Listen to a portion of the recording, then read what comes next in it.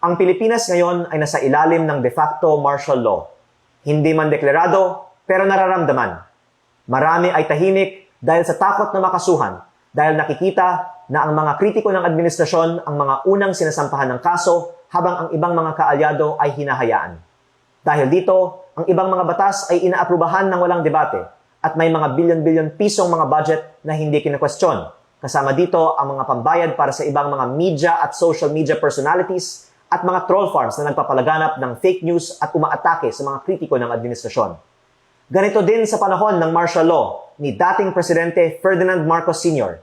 Ngunit maraming mga miyembro ng oposisyon, civil society at pribadong sektor ay lumaban sa diktatura. Kahit maraming ikinulong, umalis ng bansa at ginipit ang negosyo, hindi sila sumuko.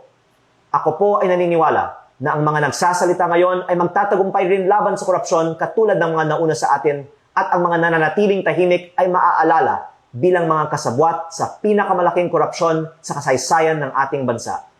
Umaasa rin po ako na ang mga nagsasalita tungkol sa korupsyon sa gobyerno ay poprotektahan ng taong bayan at gagamitin nila itong pagkakataon upang ibahagi ang katotohanan para sa kinabukasan ng ating bayan.